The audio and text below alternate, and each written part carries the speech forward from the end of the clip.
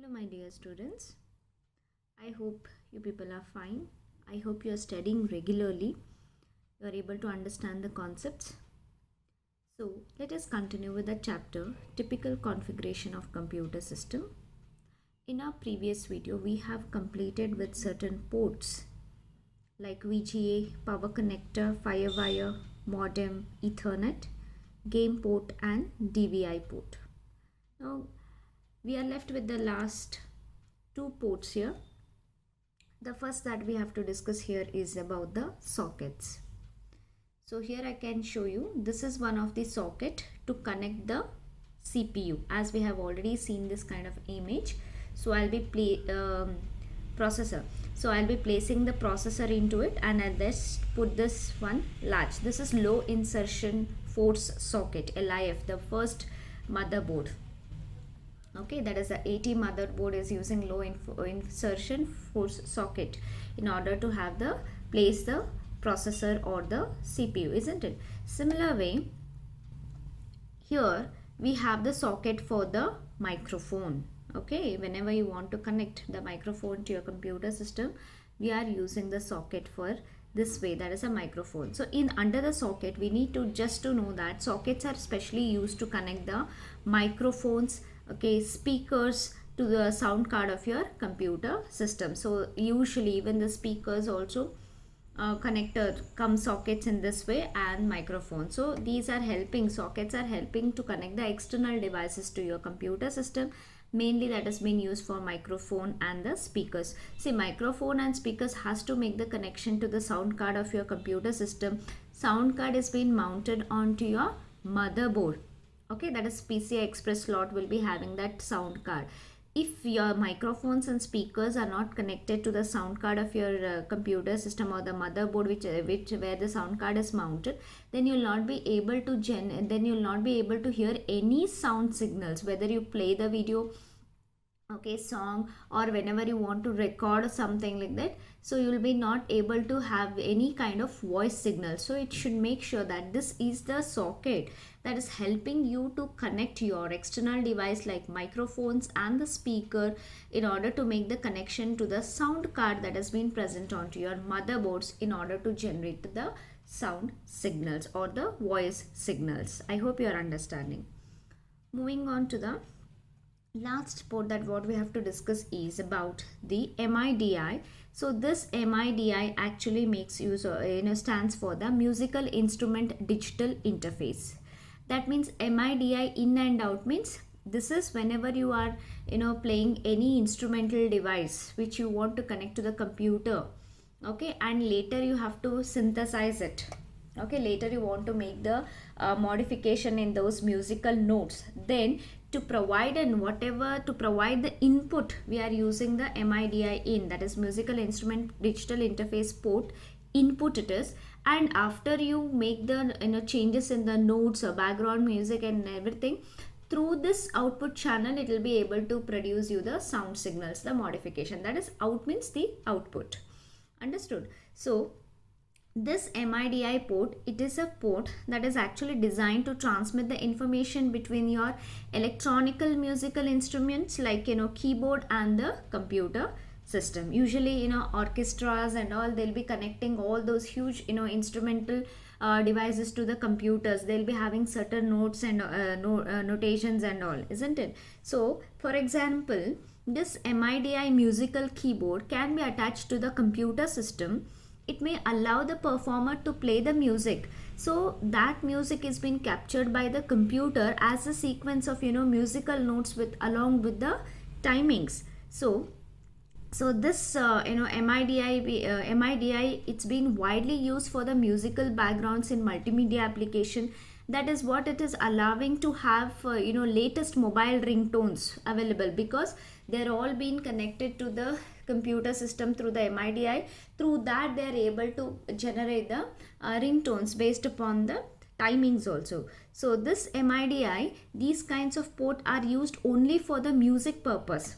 Whenever you want to connect any instrumental device to your computer system, Only for that reason you are able to use these ports. They are not for the voice, they are not for the recording, hence you cannot record for the sound waves. Means any voice signals it will not be able to recognize. Only it will recognize the musical instruments, that is mean the notations or the music signals which have been generated by the those musical instruments. It will be able to, you'll be able to your computer will be able to capture it, and it will allow you to make the modifications along with the timings also. So this was all about the musical instrument digital interface port. So this completes all your ports whatever we have to discuss. Moving on to the very important chapter and a very important question from your exam point of view is the bus. We have already discussed that the components, many components have been mounted onto your motherboard, and all the components have to communicate with each other by using a pathway known as the bus. I have shown you one of the slide where we were using the FSB, that is front side bus. It has been used to make the communication between the CPU and the random access memory through the North Bridge chipset. If you see that video, we are using FSB. FSB stands for front side bus. This bus are nothing but the parallel wires. Okay, before I'll explain you, I'll just show you. Now see here, you can see these lines, the minute lines. This is nothing but the bus. They are the wires that are carrying your data, instructions, or the signals, control signals. One more image I can show you. Yes, these golden color wires you can see here. You can see the lines of golden color. They are nothing but the internal bus. We are having different types of bus, but what are these? Bus are nothing but they are the parallel wires that is helping you to carry your data information. So this is our one of the chip. Can you see here arrow mark is being shown? This is nothing but the internal bus. Understood? Then here we are having internal bus clearly, and these are the external bus. So let us begin with the important topic, that is bus. So as we know that motherboard makes all the components present on it to communicate with each other, so there must be some connectivity between the motherboard and all the components in order to make them communicate with each other, isn't it? So therefore the motherboard usually makes use of a bus which provides a pathway between the different components of a computer. So bus actually serves as an interface or the mediator between the processor and the various external devices. Why processor? Because processor is the only unit that is able to convert your data into information. So all the components into your computer system has to communicate with the processor. If you are giving any program to add or to subtract, whatever it is, input devices has to make communication. Input devices will make a communication with the memory module will make a communication with the CPU for the processing. Again, CPU will send the data back to the memory has to communicate with the output devices. So almost all the components of your computer system is having the communication between them. So that time this bus actually act as an interface or the mediator between the CPU and the various devices. It might be the external devices or the internal chipsets or something. Okay, so the different components like CPU, input output unit, and the memory unit are usually connected to each other by means of the bus. So what kind of data the bus can carry is, it can carry the data, instructions, and the signals are being carried between the different components via the bus. What data, instructions, you can understand. What is signals? Signals are nothing but whether the memory device is working properly or no, whether input output devices are working properly or no. In order to check, always there will be a, whenever the computer would start, there is always a check will go on, or whenever CPU wants to communicate with any of the devices onto your motherboard, it will send one control signal before it transfer the data. If that device if it is accepting your control signal to accept the data, then the CPU will start the sending the data onto the system bus. Understood? Okay, therefore we'll see what is the definition of the bus. So bus is nothing but they are the collection of parallel wires that form a pathway to carry the address, data, and the control signals. Now later I'll be discussing what exactly the address, data and the control signals. But you should know that a bus is nothing but they are set of parallel wires that are carrying you different kind of addresses, data and the control signals. Now let us see what are the basic features of any of the bus. So we have different kinds of bus. So let it be any kind of like internal bus or external bus. Always there is two features in common. So a bus is nothing but the set of wires, okay, and each wire can carry a bit of data. Then the bus width is defined by the number of wires in the bus. That means, for example, the width of this bus depend upon the number of wires present in that particular bus. So usually the width or the total number of wires in this particular bus may be of 16, 32, 64 or 128 or more. Okay, no matter how many number of wires are present in the particular bus, each wire has the capability to transmit only a single bit at a time parallelly. Okay, therefore the number of lines in determine how many bits can be transferred at the same time. That means what? In this particular, if usually the bus will be having, these are nothing but the parallel wires, these are nothing but the wires I said. So usually bus will be having the capacity, how many number of capacity of wires is, it might be 16, 32, 64, 120 or 128. So no matter how many number of these are fixed numbers, these numbers cannot change. Okay, no matter how many number of wires are present in the bus, always it makes sure that each wire is having the capability to send only one single bit of a data at a particular time. Suppose if if this bus is having 16 wires, that means at a time only 16 bit of data it can transfer. If this total number of wires in this bus, if it is 32, that means at a time each wire is capable of transferring only one bit of data, means at a time it can transfer how many bits of data? That is 32. So therefore the number of lines actually determine how many bits can transfer at the same time. So if the speed of the bus is high, obviously the data transfer between a processor and the RAM module will be very high.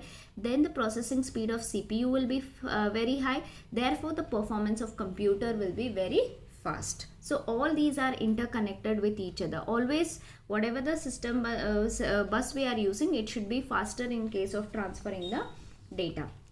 Moving on to the different types of bus. The first, there are two types of bus, that is internal and the external bus. This internal bus actually, okay, I'll just be showing you. Yes, this internal bus, it actually connects the major components like processor, memory and the input, which are also called as the system bus. The internal bus, here you can see.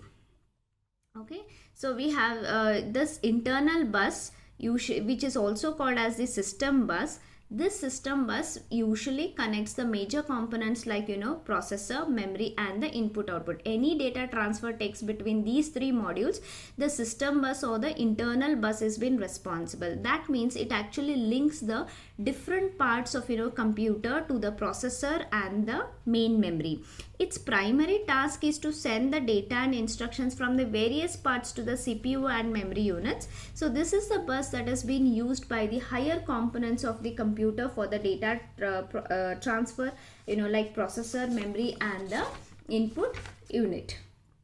I hope you are able to understand. Usually the system bus will handle the higher components. That means FSB, I said, FSB, the North chipset is taking care of the major components of your computer system, and the data transfer who is taking care, that is the system bus is the one who is taking care. That one of the system bus, this system bus you can also call it as front side bus also. So which is taking care the data transfer between the CPU is nothing but your processor, memory and the input output units. Moving on to the next different type, that is the external bus. Okay, this external bus is also called as an expansion bus. Usually that act as an interface for the peripheral devices like hard disk, CD-ROM drives and the flash drives to get connected to the processor. I have already shown that your hard disk controller is using this 40-pin connector in order to make it the connection between the computer system and the hard disk drive internally, isn't it? So external bus always use these kinds of cables to connect. Usually the internal buses are there mounted on the motherboard itself. They are nothing but the parallel wires. So this kind of external bus, they are also called as expansion bus. They always used by the peripheral devices, like to connect hard disk, CD-ROM drives and the flash drives, like your pen drives, your external hard disk or your CD-ROM, whatever you are placing. So it connects the different external or peripheral devices. You can expansion slots, okay, input output ports and the drive connections to the processor. Thus it will expanding the capability of your computer system. Usually this expansion bus is kind of a slower than comparatively to the system bus. Usually this expansion bus handles the slower components of the computer, which is taken care by the South Bridge chipset, whereas the internal bus will be taken care by the North Bridge chipset. Okay, so that is why the system bus is much faster, because it is handling higher components of your computer system like processor, memory and input output units. Hence the data transfer should be faster comparatively to the expansion bus. We know that if the internal bus data transfer must be faster, so that your CPU processing should be faster. Usually internal bus will be used by North chipset, whereas the external bus will be used by the South Bridge chipset. Already I have shown you the motherboard image slide where exactly the North Bridge and the South Bridge is been placed onto the motherboard. Okay, so I hope you are able to understand. So moving on to the next one, the system bus or the expansion bus. Anyway, it might be a system or the expansion bus. We are having again the three kinds of buses. The first one is the, here I can show you. Okay, this is system bus. It is having the three kinds of bus, that is nothing but the data bus, address bus and the control bus. So now let us move on to the, what is this actually, the data bus. The data bus actually provides the path to transfer the data and instruction among the different components, mainly between the CPU and the memory. You can see here, whenever there is a transfer between the data transfer between the CPU and the memory, I have to make use of the data bus, and it also help you to have the data transfer between the input output devices. See, commonly bus is nothing but the pathway. Previously what we have discussed is bus is nothing but the pathway in order to have the data transfer between them. They are just the parallel wires. So in that bus we have internal and the external bus. Internal bus, those who handle only the higher components of computer system for the data transfer. External bus is nothing but the one which will handle the data transfer between the lower components of your computer system. Now in this system bus we are having again three different types of bus. The first one is the data bus. Now who is among all these things, who is the one who is transferring the actual data and information to the CPU, between CPU, memory and input output devices, is nothing but the data bus. Okay, so this data bus may consist of 32, 64 or 128 lines of wires or 16 lines of wires. So usually these number of lines actually determine the width of the bus, as I have already shown here. So it might be, this might be the data bus. Okay, so it may consist of 16, 32, 64 or 128 lines. So this will actually tells the width of the bus. Therefore the more number of wires, the more the speed of the bus, means the greater the speed in data transfer rate. So therefore the width of the bus will obviously will affect the speed of the computer system. So if they may ask, define the width of the bus. So width of the bus is nothing but, it actually nothing but the number of lines present in that particular bus is nothing but the width of the bus. So one example I'll give you so that you can understand better. If the system bus is having 16 bit, then it can transfer 16 bit of data at a time. If the system bus is having data bus is having of 128 wires in it, then it may transfer 128 bits at a time. So usually the bus speed is being measured in terms of megahertz, and higher the bus speed,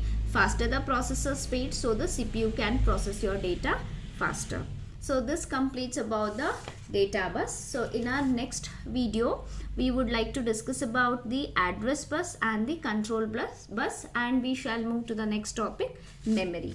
So students, I hope you are understanding this clearly. Okay, so it's very simple. Just go through the videos again and again so that you can clearly understand the concept. But this question, explain the bus architecture of the motherboard, it's very important question from your exam point of view. I hope the concepts are clear. Take care of yourself. Thank you, students.